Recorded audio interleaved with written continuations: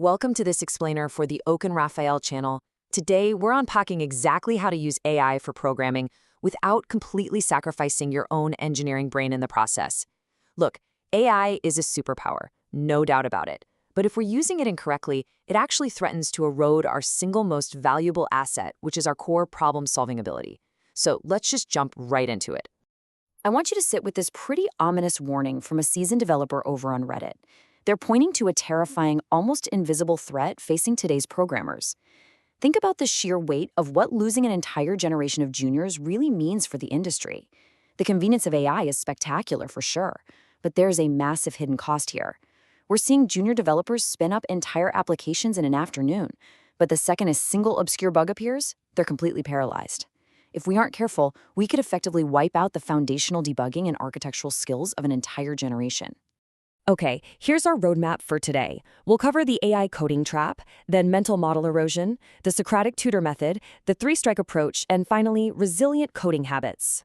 Section 1, the AI coding trap, and this massive transition from problem-solving to vibe coding. We really have to start by acknowledging the absolute magic of AI's instant dopamine hit. You ask a question, you get perfectly formatted code, and your brain just loves it. It feels like productivity on steroids, right? This leads directly to what's known as vibe coding. It's this phenomenon where you generate functional code with AI, but you totally lack the understanding needed to actually maintain it. You prompt the AI, paste the code, and boom, it works on the first try. The vibes are great.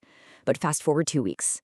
A dependency updates, your app breaks at 2 a.m., and you're staring at a wall of logic you didn't write and don't understand.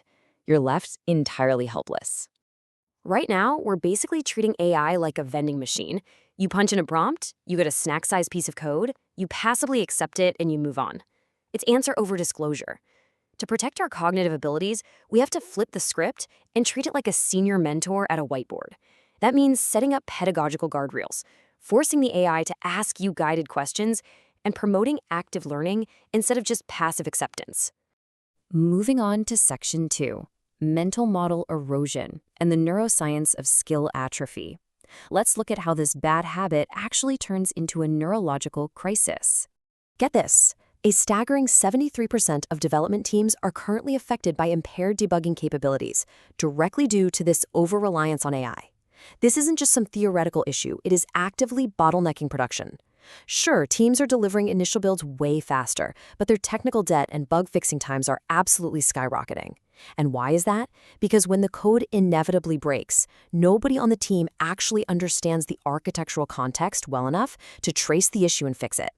The cognitive science behind this is fascinating. It's a biological process called activity-dependent synaptic pruning. Basically, when you decompose complex software problems manually, your brain builds and strengthens specific neural pathways. You're literally wiring your brain to think like an engineer. But when you outsource that heavy lifting to an AI, your brain notices. It literally prunes those neural connections required for complex problem solving because, biologically speaking, it assumes you just don't need them anymore. Use it or lose it, literally. So this creates a highly dangerous cognitive load shift. In traditional development, your brain does the heavy lifting, recalling syntax, integrating systems, breaking down problems. But with AI autocomplete, your cognitive load shifts entirely to passive monitoring.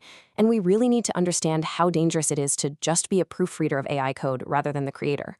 Honestly, proofreading complex logic that you didn't even author is often way harder than just writing it from scratch. You lose that deep debugging intuition, making you incredibly vulnerable when the AI hallucinates an incorrect solution. Section 3, the Socratic tutor method, and how to reclaim your cognitive load. If getting the answer too easily is the problem, the solution is actively forcing the AI to teach us. The crucial pivot here is completely changing how you prompt. A vending machine prompt just says, fix this error. It hands you the answer, and you learn absolutely nothing. A Socratic prompt, on the other hand, includes explicit learning constraints. You'd say something like, I'm getting a type error on line 42. Do not write the code for me, but ask me a leading question about data types. You're putting up guardrails to forbid the AI from short-circuiting your own reasoning. You can literally program your AI to use what's called a hint ladder. Step 1. The AI gives you a diagnostic question to test your baseline understanding. Step 2. If you're still stuck, it gives a tiny conceptual hint. Step 3. If you're really struggling, it points to the exact line with the error, but still doesn't give you the code. It only escalates to step 4, a full explanation, after you've actually shown your thinking and attempted the work yourself. And the research completely backs this up. A 2023 study by Chen and colleagues showed a massive 35% improvement in conceptual understanding when AI visual scaffolding is applied this way, compared to traditional instruction. 35%? That is huge. It proves that AI isn't inherently bad for learning to code. It's actually phenomenal. The problem is entirely about how you prompt the AI. When it acts as a tutor instead of an answer key, your comprehension skyrockets. So next time you open ChatGPT or Claude, take command of the interaction. Define your level. Tell it, hey, I'm a beginner in React. Identify exactly where you're stuck, apply strict no-solution guardrails, and demand that the AI forces you to explain your reasoning before it moves forward.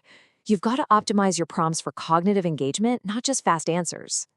Section 4, the 3-strike approach and setting boundaries for responsible AI.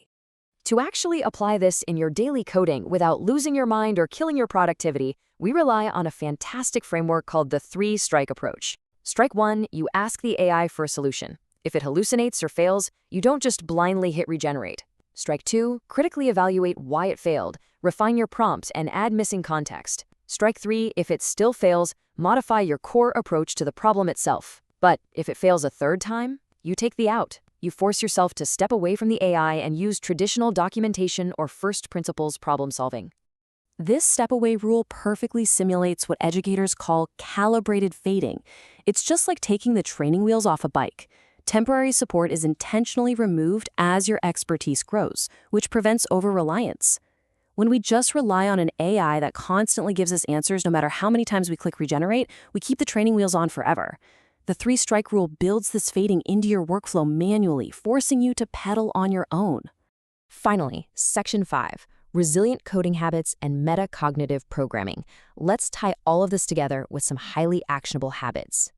A really fascinating study on AI-assisted education showed that students who explicitly asked AI for planning hints before writing any code consistently achieved higher grades. So don't just ask for the final code. Ask the AI to help you plan out the logical steps. Try implementing personal no-code rules for the first 30 minutes of problem solving. Use the AI to architect the logic, but force your own fingers to type out that initial implementation. Academic research from the ISIS actually reinforces this exact danger. They warn specifically against static scaffolding, which is when the AI constantly holds your hand at maximum strength, never scaling back. Relying on static assistance creates rigid learners who completely freeze the moment the AI isn't available. You have to be proactive in reducing the AI's handholding if you want to actually grow as an engineer. You've got to combat this mental atrophy by practicing explanation-driven development. Don't just hit compile, see the green checkmark, and celebrate. Force a moment of effortful retrieval. After the AI helps you write a piece of code, ask yourself, could I explain the architectural decisions and the trade-offs of this code to a senior engineer without looking at my monitor? If the answer is no, you haven't actually learned it. Delete it and try again.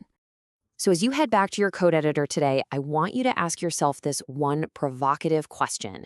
Is your AI a helper, a teacher, or a crutch? Choose to use these incredibly powerful tools to forge your engineering mind, not replace it. Thanks for joining me on this explainer, and happy intentional coding.